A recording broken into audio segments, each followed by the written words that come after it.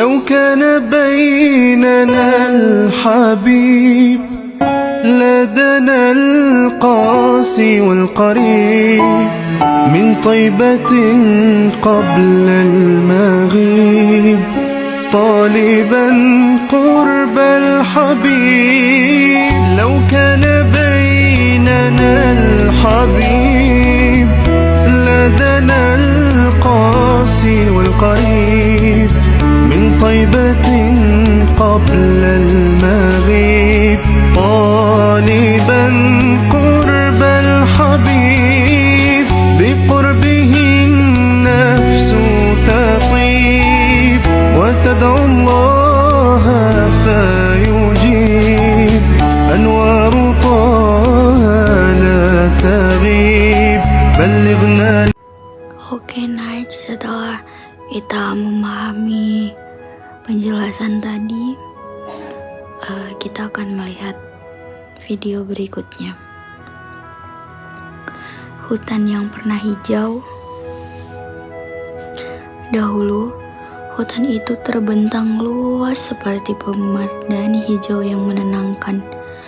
Pohon-pohon menjulang tinggi, daunnya menari lembut saat angin berhembus.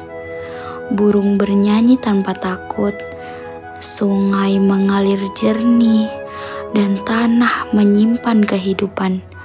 Hutan menjadi rumah, pelindung, dan sumber kehidupan bagi manusia dan makhluk lain. Sangat indah, bukan? Namun, keindahan itu perlahan berubah ketika manusia datang dengan gergaji dan api, membawa ambisi dan keserakahan. Pohon ditebang tanpa rasa bersalah, hutan dibakar demi membuka lahan. Asap hitam menutupi langit, suara burung menghilang, dan tanah yang dahulu subur berubah menjadi kering dan retak. Sungai yang dulu jernih kini meluap membawa lumpur dan banjir ke permukiman warga. Oke, Night, setelah itu mari kita berdiskusi bersama. Dari kasus di atas, jawablah pertanyaan di bawah ini. 1. Apakah gambaran di atas termasuk ke dalam kategori kiamat kecil atau disebut juga dengan kiamat sugro? 2. Mengapa itu terjadi? Jelaskan. 3. Bagaimana cara mengatasi permasalahan tersebut? 4. Coba berikan contoh tindakan yang akan Anda lakukan tentang permasalahan tersebut. Jawaban yang pertama, iya, ini termasuk kiamat kecil atau disebut juga dengan kiamat sugro. Kedua, mengapa itu terjadi? Penyebabnya bisa dianalisis dari segi sisi manusia dan lingkungan.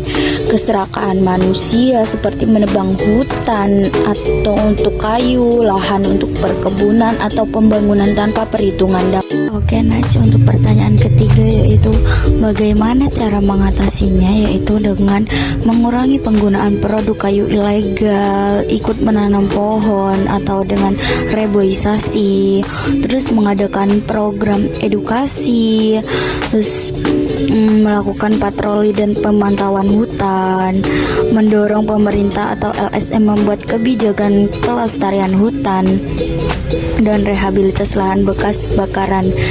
Terus yang keempat, contoh konkretnya jika melihat lahan akan dibakar untuk perkebunan, yaitu laporkan ke aparat atau dinas yang terkait. Terus edukasi masyarakat setempat agar tidak ikut membakar. Yang ketiga, komunitas menanam pohon untuk mengembalikan area yang rusak seperti reboisasi tersebut dan melakukan penghijauan. Oke, masuk dalam sesi kesimpulan, bisa dibaca sendiri ya kesimpulan yang saya ambil dari kasus di atas. Saya mengambil satu kasus mengenai di kiamat sugro atau kiamat kecil, karena alasannya ya lebih banyak permasalahannya seperti itu. Oke, terima kasih, semoga bermanfaat. Sekian dari saya. Wassalamualaikum warahmatullahi wabarakatuh.